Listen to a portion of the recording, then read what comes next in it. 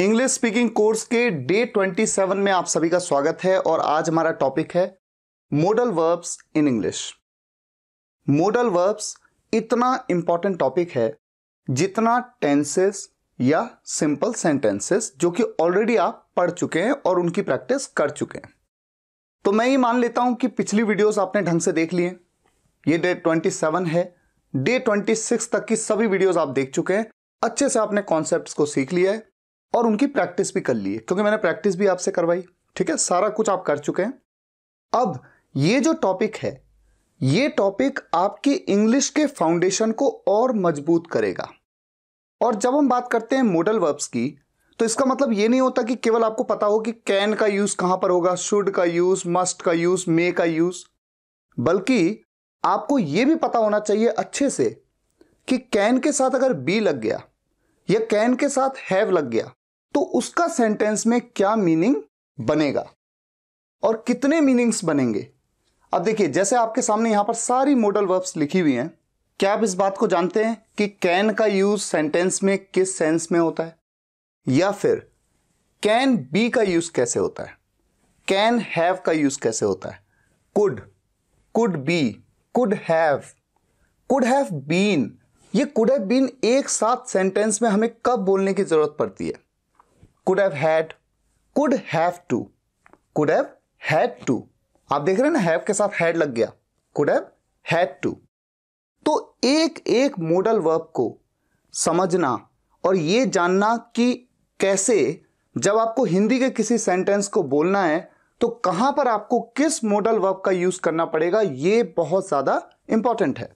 जिस तरह से हमने कुड के साथ बी लगा दिया या कुड के साथ हैव लगाया, उसी तरह से मे या माइट के साथ में भी बी या हैव लग जाता है तो क्या मतलब निकलता है, may have been, may have had, may have to, may have had to. Same way में शुड के साथ, मस्ट के साथ और टू के साथ, वुड के साथ भी, शैल का यूज, बी वर्ब्स और उनके साथ टू का यूज। कौन सी होती है बी वर्ब्स, ऑलरेडी मैं आपको समझा चुका हूं, इज, एम, आर, वॉज, वर, ये हैं बी वर्ब्स, इनके साथ में टू लग जाता है, क्या मीनिंग निकलता है। इसी तरह से हैव वर्ब्स, कौन सी होती हैं हैव वर्ब्स, ये भी मैं आपको समझा चुका हूं, हैज, हैव, हैड, इनके साथ टू लग जाता है तो क्या मीनिंग निकलता है। हैविंग टू का क्या मीनिंग है, विल हैव टू का क्या मतलब है किसी सेंटेंस में। सेम वे में हैज टू हैव या हैड टू हैव, इनके क्या मतलब है। सेमी मॉडल्स क्या होते हैं, डेयर और नीड, इनका यूज सेंटेंस में कैसे किया जाता है। तो ये जो मॉडल वर्ब्स इन इंग्लिश में, हम केवल उनकी पहचान को नहीं बल्कि उनको हम ढंग से एग्जाम्पल्स के साथ समझेंगे ताकि आप इतने एक्सपर्ट हो जाओ, कोई भी सेंटेंस कोई आपसे कहे या आप कहीं पे लिखा देखो, आपको तुरंत ये पता हो कि इस सेंटेंस में क्या कोई मॉडल वर्ब का यूज हो रहा है और अगर हो रहा है तो किसका यूज हो रहा है। जैसे देखिए, दो सेंटेंस मैं आपके सामने रखता हूं। पहला सेंटेंस है, उसे ऑफिस रोज जाना पड़ता होगा। सब्जेक्ट है वो, उसे किसी काम को रोज करना पड़ता होगा, जैसे उसे खाना बनाना पड़ता होगा, उसे किताबें निकालनी पड़ती होंगी, उसे मैदान में जाना पड़ता होगा, उसे पानी पीना पड़ता होगा, 5 लीटर पानी उसे रोज पीना पड़ता होगा, है ना ये। और दूसरा सेंटेंस, उसे ऑफिस रोज जाना पड़ा होगा, बीते कल की कुछ बात हो रही है कि उसे ऑफिस रोज जाना पड़ा होगा या उन दिनों उसे रोज 5 लीटर पानी पीना पड़ा होगा या फिर उसे ये काम करना पड़ा होगा, इस तरह का। तो जब हिंदी में भी हम सेंटेंस अलग अलग बोलते हैं, उसी तरह से इंग्लिश में भी सेंटेंस अलग अलग बनता है। लेकिन अगर आपको यही नहीं पता कि जब आप किसी काम को करना पड़ता होगा या फिर जब आपको किसी काम को करना पड़ा होगा बीते कल में, ऐसे में कौन सी मॉडल वर्ब का यूज करेंगे तो आप कैसे बता पाएंगे। अब मान लीजिए मैं आपके सामने 4 ऑप्शंस रखता हूं, देखिए। एक है वुड हैव हैड, दूसरा वुड हैव बीन, तीसरा वुड हैव टू और चौथा वुड हैव हैड टू। अब अगर मैं आपसे ये कहूं कि इन 4 ऑप्शंस में से बताइए कि कौन से वाले मॉडल वर्ब के साथ में ये सेंटेंस बनेगा, तो क्या आप बता पाएंगे। सेम वे में इन 4 में से कौन सा वाला यहां पर यूज होगा, कैसे बनेगा सेंटेंस, अगर आपको नहीं पता होगा तो आप बना नहीं पाएंगे। हाँ, अगर मैं आपको बता दूं कि पहले वाला सेंटेंस वुड हैव टू के साथ बनेगा और दूसरा वाला sentence would have had to के साथ में, तो एक बार को आप ट्राई कर सकते हैं। कैसे आप ट्राई कर सकते हैं? उसे जाना पड़ता होगा, उसे यानी कि वो किसी लड़के की बात हो रही है। ही, मैंने आपको बता दिया वुड हैव टू, आपने लिखा ही वुड हैव टू। अब उसके बाद मैं आपको जब सेंटेंस से फॉर्मेशंस बताऊंगा, आप तो ये जानते ही हैं कि टू के बाद हमेशा वर्ब की फर्स्ट फॉर्म का यूज होता है। जाना पड़ता होगा, जाने को गो कहते हैं। He would have to go कहां? ऑफिस। उसे जाना पड़ता होगा कहां? ऑफिस, टू द ऑफिस, रोज यानी एवरी डे। इसी तरह से अगर मैं इस सेंटेंस को कहूं कि मैंने आपसे कहा कि वुड हैव हैड टू के साथ बनेगा, उसे वो he would have had to go, उसे जाना पड़ा होगा to the office every day. इससे आपको एक छोटा सा आइडिया हो गया कि अच्छा ठीक है, वुड हैव टू का यूज करना पड़ता है जब भी सब्जेक्ट किसी काम को सब्जेक्ट को करना पड़ता होगा, और जब सब्जेक्ट को किसी काम को करना पड़ा होगा ऐसे में वुड हैव हैड टू का यूज। तो जितनी भी मॉडल वर्ब्स हैं हम एक एक करके सबको सीखेंगे। सबसे पहले शुरुआत करने से पहले एक छोटी सी चीज आपके सामने रखता हूं और फिर हम एक एक मॉडल वर्ब को ढंग से समझने की तरफ बढ़ेंगे। आपके सामने लिखा है सकता। सकता सेंटेंसेस में सकता के कई सारे मतलब होते हैं। अच्छा, कई स्टूडेंट्स ऑलरेडी जानते भी होंगे, थोड़ा सा इजी है, लेकिन हाँ कुछ चीजें ऐड भी होंगी।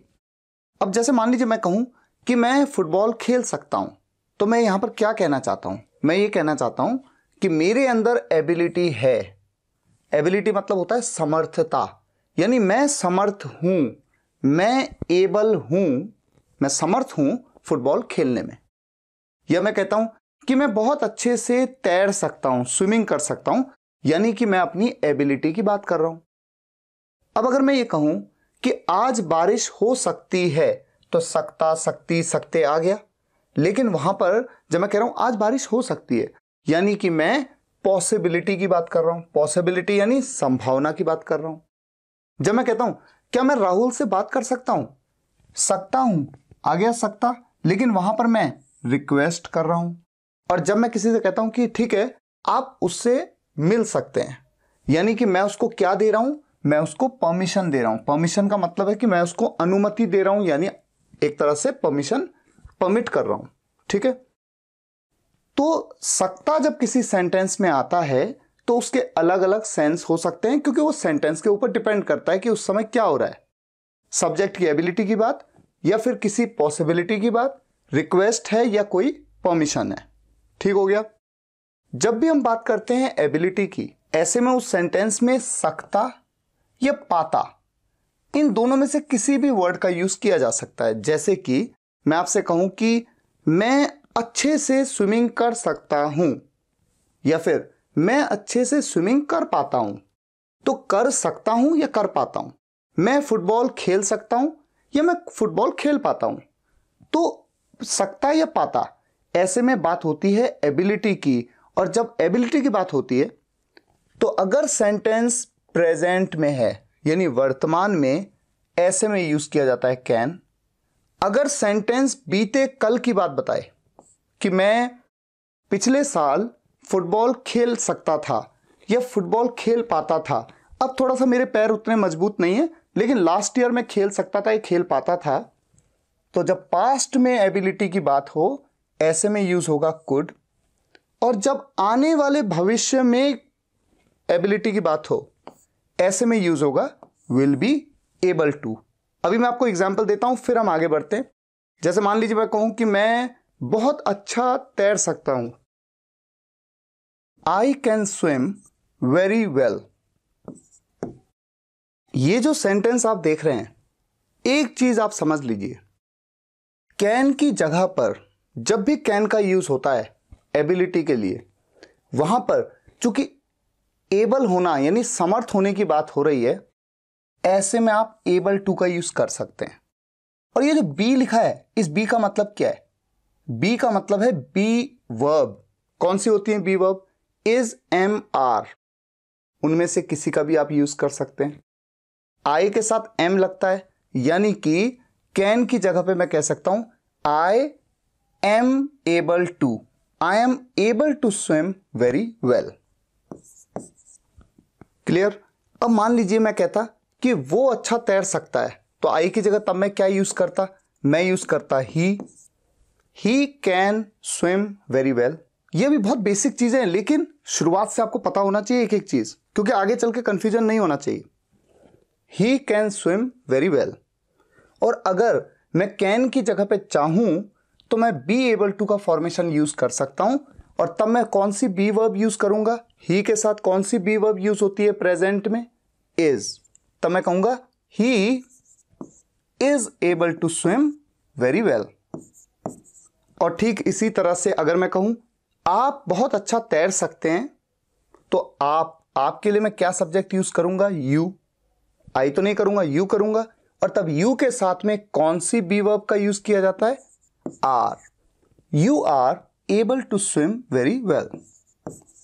तो ये बात तो आप समझ गए, बहुत मुश्किल नहीं है, सिंपल। अब देखिए, जब एबिलिटी की बात पास्ट में होती है, हमेशा ध्यान रखना है तब कैन का यूज नहीं करना है, तब केवल यूज करना है कुड। या फिर कुड की जगह पे आप बी एबल टू का फॉर्मेशन भी यूज कर सकते हैं।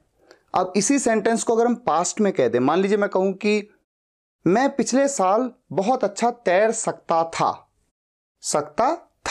पास्ट में, मैं पिछले साल बहुत अच्छा तैर सकता था, या मैं पिछले साल बहुत अच्छा तैर पाता था। सकता या पाता आ गया ना एबिलिटी में, पास्ट की बात हो रही है। अब यहां पर आ गया could. I could swim very well last year. इसे मैं यहां पर लिख देता हूं। अब ठीक उसी तरह से जैसे कैन की जगह पे हमने एम एबल टू कर दिया, या इज एबल टू कर दिया, या आर एबल टू कर दिया, यानी कुल मिला के बी वर्ब्स हमने यूज कर लिया, उसके बाद एबल टू, उसी तरह से बी वर्ब यूज कर सकते हैं, उसके बाद एबल टू। अब पास्ट की बी वर्ब्स कौन सी होती है? ऑलरेडी आपको मैं पहले ही वीडियोस में समझा चुका हूं, वॉज या वर। तो अगर मेरे को आई के साथ में कुड की जगह में इस सेंटेंस को बी एबल टू फॉर्मेशन में बनाना है, तो मैं कैसे बना सकता हूं? आई वॉज, आई के साथ तो वॉज लगता है, was able to, I was able to swim very well last year. मतलब वही है, लास्ट ईयर मैं बहुत अच्छा तैर सकता था या तैर पाता था, वॉज एबल टू। उसी तरह से अगर आई की जगह पे मैं कह दूं कि आप पिछले साल बहुत अच्छा तैर सकते थे, यू, अब यू के साथ में कुड तो लगा ही सकता हूं, you could swim very well last year. लेकिन जैसा मैंने आपसे बताया, बी एबल टू फॉर्मेशन में कैसे यूज करूंगा? यू के साथ क्या यूज होता है? Were. You were able to swim very well last year. अब इसी तरह से फ्यूचर को देख लेते हैं। फ्यूचर में कैन या कुड का यूज आप एबिलिटी के लिए कर ही नहीं सकते, आपके पास बस एक ही फॉर्मेशन है, और वो क्या है? Will be able to. Sentence क्या हो सकता है? मैं आपसे कहूं अगले साल, मतलब आने वाले समय में, फ्यूचर की बात कर रहा हूं, अगले साल मैं बहुत अच्छा तैर सकूंगा। सकता का क्या सेंस आ रहा है? फ्यूचर में क्या होगा? सकूंगा या फिर पाऊंगा। अगले साल मैं बहुत अच्छा तैर सकूंगा, या अगले साल मैं बहुत अच्छा तैर पाऊंगा। तो सकूंगा या पाऊंगा, कुल मिलाकर मैं अपनी समर्थता की ही तो बात कर रहा हूं। तो केवल ये नहीं कि सकता बोला तो ही सोचेंगे, नहीं, सकूंगा या पाऊंगा, क्योंकि बात हो रही है फ्यूचर में। ऐसे में मुझे यूज करना पड़ेगा विल बी एबल टू, इसके अलावा कोई भी विकल्प मेरे पास नहीं है। तो मैं कैसे सेंटेंस को बनाऊंगा? नेक्स्ट ईयर, अगले साल, I will be able to swim very well. मैं इसे लिख देता हूं ताकि अगर आप नोट्स बनाए तो आपके लिए इजी रहे। तो इस सेंटेंस को मैंने कहा next year I will be able to swim very well, और यहां पर मैं आई विल नहीं कह रहा हूं, मैं क्या कर रहा हूं? आईल, आई और उसके बाद अपोस्ट्रोफी डबल एल, कॉन्ट्रैक्शन होता है। ऑलरेडी समझा चुका हूं पिछली वीडियोस में, तो रिपीट नहीं करूंगा, बस मैं आपको बता रहा हूं कि जब आप स्पीकिंग करते हैं तो कॉन्ट्रैक्शंस में ज्यादा अच्छा बोला जाता है, उससे आपकी स्पीड बनती है। Next year I will be able to swim very well, और आप चाहें तो नेक्स्ट ईयर को जैसे यहां पर लास्ट ईयर को एंड में लिखा, उसी तरह से आप नेक्स्ट ईयर को एंड में बोल सकते हैं, I will be able to swim very well next year. Simple. और एक छोटी सी बात, चूंकि हम यहां पर आ गए हैं, हमने कैन को देख लिया। देखिए, कुड का नेगेटिव क्या होता है? कुड के बाद नॉट लगा देते हैं, कुड नॉट, ठीक है।